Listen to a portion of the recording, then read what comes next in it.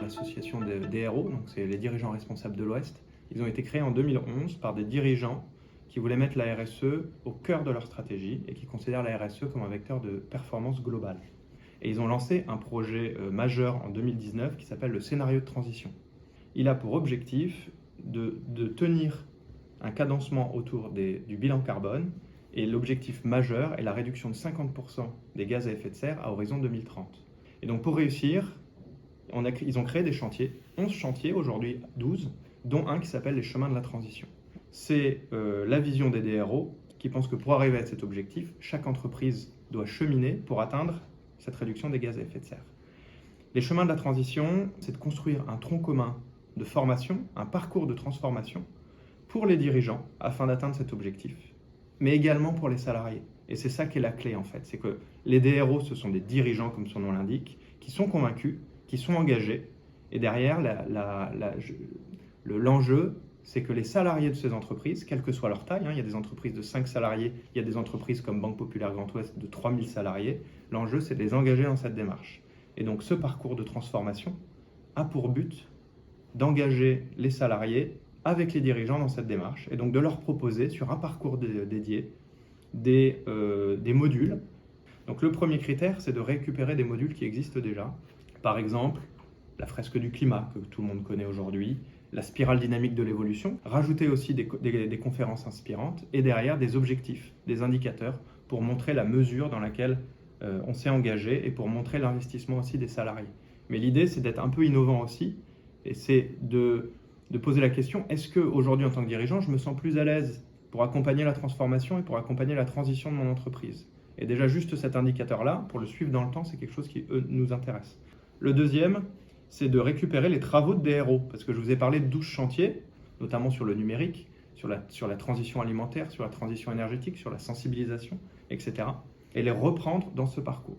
Et la troisième, qui est la plus importante, et c'est le livrable principal de ce parcours, c'est d'engager la totalité des salariés dans cette démarche. Et donc le livrable, à la fin, c'est 2 journées qui s'appellent les Open Days, qui aident le dirigeant, avec un responsable de projet RSE, à organiser 1 ou 2 journées avec ses salariés pour faire prendre conscience des enjeux environnementaux et pour derrière les engager dans cette démarche environnementale.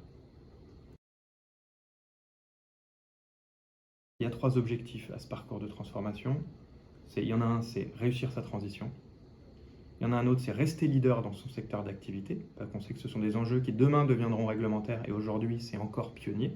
Donc c'est être ou rester pionnier sur son domaine d'activité. Et le troisième, c'est mobiliser ses salariés. Et en fait, on rend acteurs ses collaborateurs, ce qui leur permet aussi d'aligner leurs convictions personnelles avec la vision de l'entreprise. Et donc ça permet de donner du sens à son travail, parce qu'on fait quelque chose qui va un petit peu au-delà de son travail. Ça permet aussi d'être fier de l'entreprise qui pousse ces sujets-là, qui est un sujet qui aujourd'hui ne fait plus débat scientifiquement, on doit y aller. Et derrière, c'est aussi, encore aujourd'hui, précurseur et pionnier sur le sujet. Donc des salariés qui voient ça au sein de leur entreprise, et je le vois très bien avec les DRO, quand je parle à des salariés de DRO, qu'on appelle les SRO, clairement, ils sont très fiers d'adhérer à cette association, parce que derrière, il y a des actions concrètes qui sont réalisées, et donc derrière, ils peuvent se saisir de ces sujets-là en interne, sur ces sujets d'énergie, des sujets de mobilité, des sujets d'achat responsable, etc. Et donc, ils peuvent être acteurs de cette démarche et donc apporter beaucoup plus de sens à ce qu'ils font au quotidien. Donc, par exemple, on a permis aux salariés 2 jours par mois de travailler sur ce sujet environnemental. Et donc, ils peuvent se saisir d'une idée, ils peuvent émettre une idée et la porter jusqu'à concrétiser l'idée. Donc ça, c'est par exemple la mise en place d'une ferme photovoltaïque, la mise en place de gourdes pour réduire et même supprimer le plastique, la mise en place d'indicateurs au restaurant d'entreprise pour mesurer la part de bio, la part de local. Toutes ces initiatives-là, ce sont des initiatives qui viennent des salariés, qui portent le sujet et qui sont fiers derrière de les faire aboutir. Et donc là, clairement, on est complètement dans le sens. Le parcours, c'est ça, c'est donner les outils pour que, aussi en autonomie, le dirigeant se sente en confiance et en conscience, il puisse porter ces sujets-là avec ses salariés. C'est tout ça la raison d'être de ce chantier. Et grâce au FACT, on peut le structurer et le professionnaliser.